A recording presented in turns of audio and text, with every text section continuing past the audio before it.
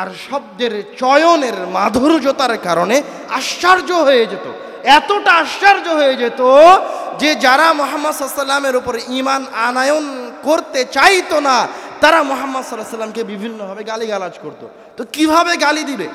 যে লোকটা এত সুন্দর সুন্দর চমৎকার শব্দ আর বাক্য বলছে তাকে কি বলা যায়? তখন তারা কখনো কখনো বলতো মুহাম্মদ শায়ের, মুহাম্মদ কবি, তারা কখনো বলতো মুহাম্মদ কাহেন, মুহাম্মদ হচ্ছে পাদ্রী, আবার কখনো কখনো তারা বলতো মুহাম্মদ মাজনুন, মুহাম্মদ পাগল হয়ে গেছে। এই শব্দের মাধুর্যতার কারণে, অক্ষরের মাধুর্যতার কারণে, কোরআনুল কারীমের বাক্যের মাধুর্যতার কারণে তারাই নিজেরাই পাগল হয়ে যেত যে মুহাম্মদ সাল্লাল্লাহু আলাইহি ওয়াসাল্লামকে কি বলবে খুঁজে পেত না। তো আল্লাহ রাব্বুল আলামিন এই কিতাবের আয়াতকে দিয়ে, এক একটা আয়াতকে দিয়ে শত শত মানুষকে হেদায়েত প্রদান করেছেন। আমরা এই আয়াতে আউযু বিল্লাহি মিনাশ শাইতানির রাজিমে শয়তান শব্দের মুজিজার কথা বলছিলাম। এখন আসেন, শয়তান কি শুধু কোরআন তেলাওয়াতের সময় আমাদেরকে অসুবিধায় ফেলবে?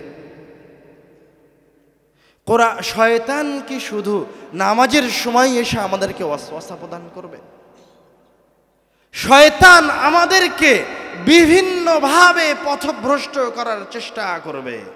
শয়তান আমাদেরকে বেদাতের মাঝে নিয়ে যাবে, শয়তান আমাদেরকে শিরকের মাঝে নিয়ে যাবে, শয়তান আমাদেরকে ভালো কাজে দেখিয়েই শিরকের মাঝে নিয়ে যাবে, শয়তান আমাদেরকে কোরআনুল কারীমকে দিয়েই শিরক করাবে। দেখবেন কিভাবে। আল্লাহ রাব্বুল আলামিন এই কিতাবের নাম কি রেখেছেন? আল কোরআন। আল কোরআন শব্দের অর্থ কি? তেলাওয়াত করার কিতাব, পাঠ করার কিতাব, অধ্যয়নের কিতাব। মানে এই কিতাব থেকে কেউ যদি কোনো উপকার নিতে চায় তাহলে এই কিতাব তেলাওয়াত করে উপকার নিতে হবে।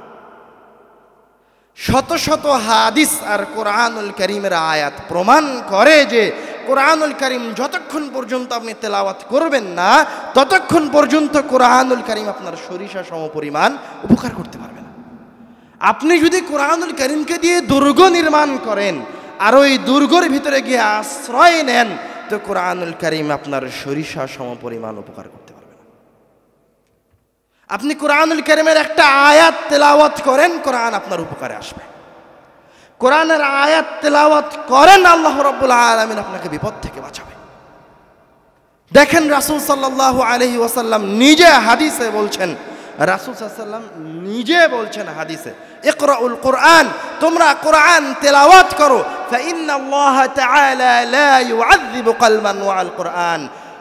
যেই ব্যক্তি কোরআনকে তার অন্তরে ধারণ করে আল্লাহ রাব্বুল আলামিন ওই ব্যক্তিকে কোনোদিন কোনো প্রকার শাস্তির সম্মুখীন করবেন না। আমরা বিপদ থেকে বাঁচার জন্য যেমন মনে করেন যখন সৈন্যরা যুদ্ধে যায় তখন তার শরীরে যেন গুলি না লাগে সেই জন্য তারা বুলেট প্রুফ জ্যাকেট পরিধান করে। বর্তমান সময়ে আধুনিক যুগে বোমা থেকে বাঁচার জন্য মাটির নিচে সেফ হাউস নির্মাণ করা হয়। বোমা থেকে বাঁচার জন্য সেফ হাউস নির্মাণ করা হয়। সেফ হাউস কি? ওপরে বোমা পড়বে, আপনার কোনো কিছু হবে না। আল্লাহ রাব্বুল আলামিন মুসলমানদের জন্য সেফ হাউস করে দিয়েছেন কোরআন মাজিদকে। রাসূল সাল্লাল্লাহু আলাইহি ওয়াসাল্লাম এই কথা স্বয়ং নিজে বলেছেন। রাসূল সাল্লাল্লাহু আলাইহি ওয়াসাল্লাম বলছেন, ইন্নাল্লাহা তাআলা লা ইউআযযিবু কলবান ওয়াল কোরআন ওয়া ইন্না হাযাল কোরআনা মা'দাবাতুল্লাহ। এই কোরআন মাজিদ হচ্ছে এই পৃথিবীতে, এই জমিনের উপরে মহান রব্বুল আলামিনের মেহমানখানা। ফামান দাখালা ফীহি ফাহুয়া আমিন। যেই ব্যক্তি এই কোরআনুল কারীমকে দিয়ে আল্লাহ রাব্বুল আলামিনের কাছে যে কোনো বিপদ বালা মুসিবত থেকে, যে কোনো সমস্যা থেকে পরিত্রাণ চাইবে, আল্লাহ রাব্বুল আলামিন তাকে ওই বিপদ থেকে, ওই বালা মুসিবত থেকে পরিত্রাণ দান করবেন। আপনি মনে হয় এখনো বুঝতে পারেননি, কারণ আপনি তো জানেন না, আপনি শুধু পরাশক্তির কথা শুনে এসেছেন। আপনার কাছে ঈমান নেই, বস্তুত আপনার কাছে ঈমান নাই, বস্তুত আপনি মুসলমান নন। আপনার বাপ মুসলমান ছিল তাই আপনি মুসলমান, আপনার দাদা মুসলমান ছিল তাই আপনি মুসলমান, আপনার বাপ আহলে হাদিস তাই আপনি আহলে হাদিস, নাম কাওয়াস্তে আহলে হাদিস। আপনি শিক্ষিত আহলে হাদিস নন, শিক্ষিত মুসলমান নন। সাহাবায়ে কেরামরা ছিলেন শিক্ষিত মুসলমান, ওরা একটা আয়াত শিখে ইসলাম গ্রহণ করেছে। আমাদের মাঝে কয়জন আছে যে একটা আয়াত নিয়ে তাদাব্বুর করেছে কোরআনুল কারীমের? তো আমি আপনি পরাশক্তিকে ভয় পাই কেন? আমি আপনি কোরআনুল কারীমের শক্তিমত্তা সম্পর্কে অবগত নই, আমরা এই হাদিসের ওপর ইয়াকিন বিশ্বাস রাখি না, এই কথাই সত্য। কেন সাহাবায়ে কেরাম 313 জন সাহাবী 1000 সৈন্যের বিরুদ্ধে যুদ্ধ করে জয় নিয়ে আসেনি? তা কেন মাত্র 4 থেকে 5,000 সৈন্য নিয়ে মুতার যুদ্ধে 2 লক্ষ সৈন্যের বিরুদ্ধে যুদ্ধ করে জয় নিয়ে এসেছে মুসলমানেরা। 2 লক্ষ সৈন্য যদি 3,000 মানুষের ওপর দিয়ে দৌড়ে পার হয় তো 3,000 মানুষকে খুঁজে পাওয়া যাবে না। তো তারা কি দিয়ে জয় অর্জন করেছে? তাদের কাছে কি ছিল? তাদের সম্পদটা কি? তাদের সম্পদ হচ্ছে কোরআনুল কারীমের আয়াত। তারা একটা আয়াত শিখে ঈমান এনেছে। তারা জানে যে এই কিতাবের একটা আয়াতের একটা শব্দ, একটা অক্ষর দিয়ে এই বিশাল বাহিনীকে তছনছ করে দেওয়া সম্ভব। তারা একথা ইলমুল ইয়াকিন দৃঢ়ভাবে বিশ্বাস করত যে কোরআনুল কারীমের একটা আয়াত দিয়ে রোম পারস্যকে খণ্ড বিখণ্ডিত করে দেওয়া সম্ভব, এটা তারা বিশ্বাস করত। না হলে দেখেন মুহাম্মদ সাল্লাল্লাহু আলাইহি ওয়াসাল্লাম একজন ক্ষুধার্ত ব্যক্তি, গায়ের পোশাকটা ঠিক মতো যার জুটে না, সেই ব্যক্তি যখন খন্দকের যুদ্ধে পরীক্ষা খনন করছেন, ক্ষুধার্ত অবস্থায় তার পেটে পাথর বাঁধা আছে, তিনি যখন পরীক্ষা খনন করছেন তখন বলছেন যে মুসলমানরা একদিন রোম পারস্য জয় করবে। বুঝতে পারেননি? উনি ক্ষুধার্ত, তাদের কাছে অস্ত্র নাই, তাদের পড়ার পোশাক নাই, কি বলছে রোম পারস্য জয় করবে। রোম পারস্য হচ্ছে বর্তমান সময়ের আমেরিকার, বর্তমান সময়ের আমেরিকা যুক্তরাজ্য, বর্তমান সময়ের চীন। তো ওই সময় রাসূলের কাছে কোনো অস্ত্র নাই, কোনো কিছু নাই, আর কি বলছে রোম পারস্য জয় করবে। কিভাবে? তারা কোরআনুল কারীমের একটা আয়াত শিখেছিল, তারা কোরআনুল কারীমের একটা আয়াত শিখে ঈমান আনয়ন করেছিল। তারা জানে জয় অর্জনের জন্য আমার এই শিক্ষিত ঈমানটা, কোরআনুল কারীমের আয়াতগুলি যথেষ্ট। এখন আসেন আমরা কোরআনুল কারীমের কয়েকটা বৈশিষ্ট্যের দিকে যাই। আল্লাহ রাব্বুল আলামিন কোরআনুল কারীমে বলছেন, ইয়া আইয়ুহান নাস ক্বাদ জাআতকুম মাও'ইযাতুম মির রাব্বিকুম ওয়া শিফাউন লিমা ফিস সুদুরি ওয়া হুদান ওয়া রাহমাতুল লিল মুমিনিন। এই আয়াতের দিকে যদি লক্ষ্য করেন তাহলে দেখবেন আল্লাহ রাব্বুল আলামিন বলছেন ইয়া আইয়ুহান নাস। আমরা মনে করি কোরআনুল কারীম মনে হয় শুধু মুসলমানদের ধর্মগ্রন্থ, কিন্তু আল্লাহ রাব্বুল আলামিন কোরআনুল কারীমকে শুধু মুসলমানদের ধর্মগ্রন্থ হিসেবে প্রেরণ করেননি।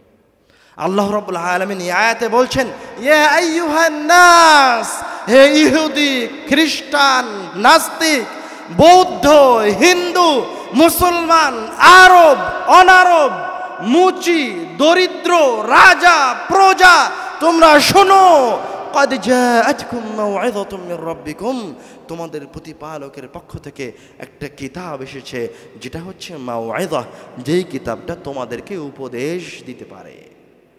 তোমাদের কারো যদি উপদেশের প্রয়োজন হয়, কেউ যদি মনে করে, কোনো একজন মানুষ, সে পাপী হোক, তাপী হোক, খ্রিস্টান হোক, ইহুদি হোক, নাসারা হোক, যদি কেউ মনে করে যে আমার উপদেশের প্রয়োজন, তাহলে আল্লাহ বলছে তুমি এই কিতাবটা তেলাওয়াত করো, এই কিতাবটা পড়ো। তোমার যেই সমস্যায় থাক না কেন, যেই সমস্যার মাঝে থাকো না কেন, ওই সমস্যা থেকে উদ্ধারের নসিহত, ওই সমস্যা থেকে বাঁচার উপদেশ এবং তোমার কিতাব তোমাকে উপদেশ দিবে। আর কি করবে? ওয়াশিফাউন লিমা ফিস সুদূর। তুমি যখন এই কিতাব তেলাওয়াত করবে, এই কিতাব থেকে উপদেশ গ্রহণ করবে, তখন ওই যে তোমার অন্তরটা পাপে ভরা ছিল, ওই যে তোমার অন্তরটা পাপাচারের কারণে বিকৃত বিকৃত হয়ে গেছিল, নষ্ট হয়ে গেছিল, ওই যে তোমার ঈমানটা, তোমার অন্তরটা নাস্তিক হয়ে গেছিল, ওই যে তুমি ইহুদি ছিলা, ওই যে তুমি খ্রিস্টান ছিলা, ওই যে তুমি হিন্দু ছিলা, শিফাউন লিমা ফিস সুদূর, তুমি যদি ওই কিতাব থেকে উপদেশ গ্রহণ করো তাহলে এই কিতাব তোমার অন্তরের যাবতীয় পাপাচারকে, ধৃষ্টতাকে, বক্রতাকে ধুয়ে মুছে পরিষ্কার করে দিবে। সুবহানাল্লাহ। ওয়া হুদাও ওয়া রাহমাতুল লিল মুমিনিন। এবং এই কিতাব তোমাকে উপদেশ দেওয়ার পর, তোমার অন্তরকে পবিত্র করার পর তোমাকে হেদায়াত প্রদান করবে। হেদায়াত প্রদান করবে মানে কি? হেদায়াত হচ্ছে আমার আপনার জীবনের লক্ষ্য, উদ্দেশ্য।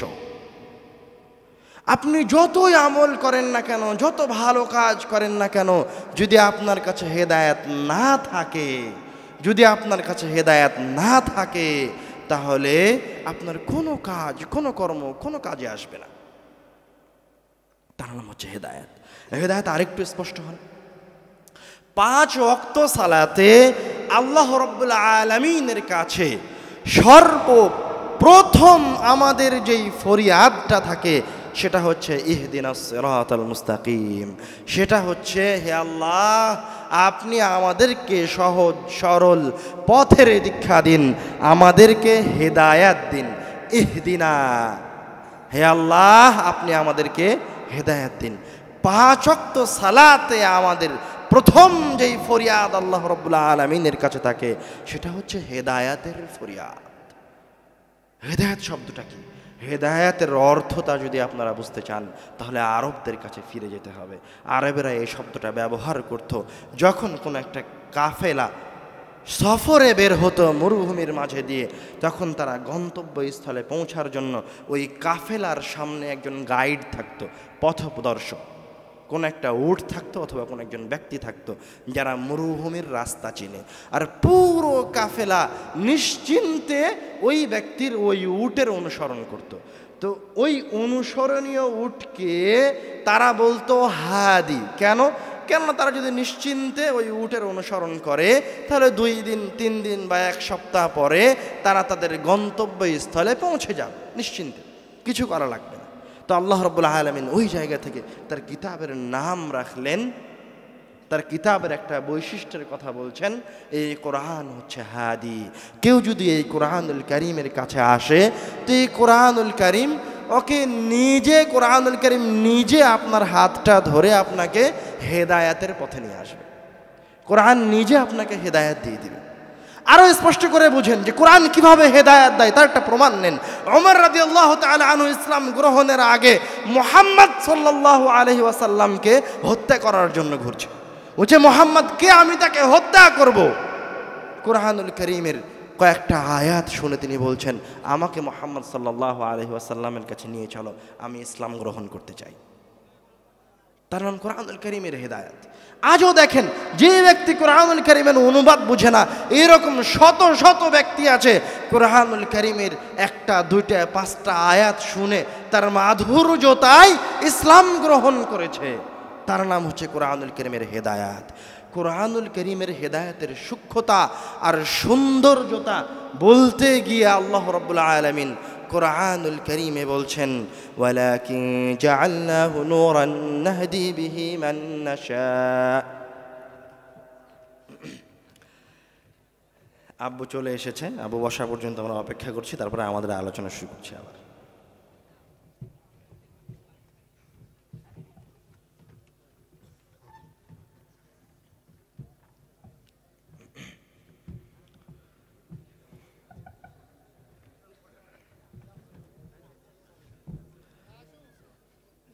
আউযু বিল্লাহি মিনাশ শাইতানির রাজীম।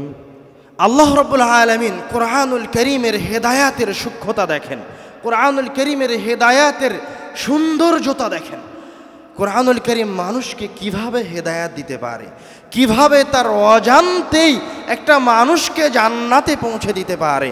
আল্লাহ রাব্বুল আলামিন কোরআনুল কারীমের হেদায়াতের কথা বলতে গিয়ে বলছেন, ওয়ালাকিন জাআলনাহু নূরান নাহদি বিহি মান নাশা।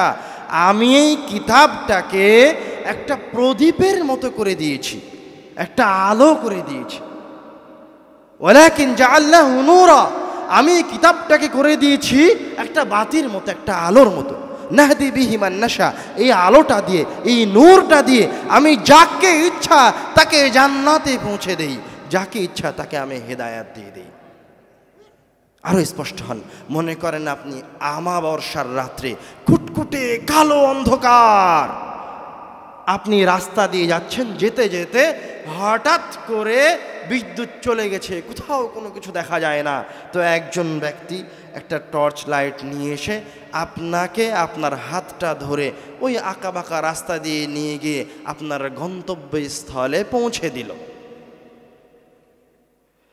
তো ওই যে ওই ব্যক্তিটা লাইট নিয়ে এসে আপনাকে আপনার গন্তব্যস্থলে পৌঁছে দিল, আপনাকে কোনো কিছুই করা লাগলো না। আল্লাহ রাব্বুল আলামিন বলছেন কোরআনুল কারীমে হচ্ছে এইরকম একটা প্রদীপ, এইরকম একটা আলো। আপনি শুধু এই কিতাবের কাছে আসেন, এই কিতাবের দায়িত্ব আপনাকে জান্নাতে পৌঁছে দেয়। আরো স্পষ্ট করে বোঝেন, আমি আজকে রাজশাহী থেকে বের হয়েছি আপনাদের এখানে আসার জন্য। তো এই রাস্তায় বের হওয়া থেকে নিয়ে শুরু করে আপনাদের এখানে আসা পর্যন্ত 6 থেকে 7 ঘন্টার রাস্তা। আমি কি করেছি এই জায়গায়, আমার পরিশ্রম কতটুকু? আমি শুধু বাড়ি থেকে বের হয়ে এসে গাড়িতে বসেছি। আমি জানি 6 থেকে 7 ঘন্টা পর গাড়ির ড্রাইভার আমাকে আপনাদের মাঝে পৌঁছে দিবেন। তো পুরো রাস্তায় যে পরিশ্রম করলো, একাধিক পথ, ভুল পথ থেকে ডান দিকে গেলে হয়তো সে এই জায়গায় পৌঁছাতো না, অন্য জায়গায় চলে যেত। ডান দিকে গেল না, বাম দিকে গেল না, কোনো ভুল রাস্তায় গেল না। ঠিক 6 থেকে 7 ঘন্টা পর আপনাদের মাঝে নিয়ে এসে পৌঁছে দিল। এই কাজটা কে করছে? আমাকে ভুল রাস্তা দিয়ে অন্য জেলায় নিয়ে গেল না, অন্য বিভাগে নিয়ে গেল না। এই কাজটা কে করছে?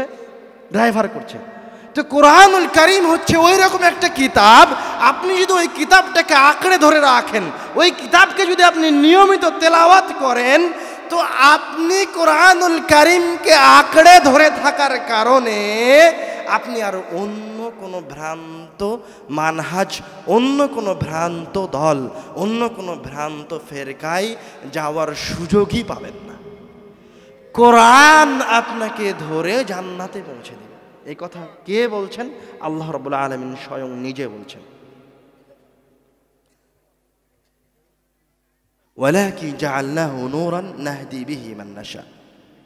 আরেকটা আয়াতে আল্লাহ রাব্বুল আলামিন বলছেন ইন্না হাযাল কুরআনা ইয়াহদি লিল্লাতী হিয়া আকওয়াম। আমি তো দুনিয়াবী জীবনের একটা উদাহরণ দিলাম যে আমার ড্রাইভার কোনো ভুল রাস্তায় যাবে না, আমাকে আপনাদের মাঝে পৌঁছে দিবে। তবে তার ভুল হতেও পারে, কিন্তু আল্লাহ রাব্বুল আলামিন কোরআনুল কারীমে বলছেন ইন্না হাযাল কুরআনা ইয়াহদি লিল্লাতী হিয়া আকওয়াম। আপনাকে তো কোনো আঁকাবাঁকা রাস্তায় নিয়ে যাবে না, আপনাকে তো ক্লান্ত করবে না, আপনি ক্লান্ত হবেন না, আপনি হয়রানির শিকার হবেন না, আপনাকে কোনো কিছু করা লাগবে না, আপনাকে শুধু সঠিক গন্তব্যে পৌঁছে দিবে না। আল্লাহ রাব্বুল আলামিন ইসমে তাফজিলের সিগা ব্যবহার করে বলছেন, সবচেয়ে শক্তিশালী সিগা ব্যবহার করে বলছেন ইন্না হাযাল কুরআনা ইয়াহদি লিল্লাতী হিয়া আকওয়াম। সবচেয়ে শ্রেষ্ঠ যে দলটা, ফিরকায়ে নাজিয়া, যেটা যার অনুসরণ করলে নিশ্চিন্তে জান্নাত পাওয়া যায়, কোরআনুল কারীম আপনাকে ওই আকওয়াম লিল্লাতী হিয়া আকওয়াম, সবচেয়ে শ্রেষ্ঠ দলের সাথে, সবচেয়ে শ্রেষ্ঠ দলের মাঝে রাখবেন। এবার হাদিসে আসেন।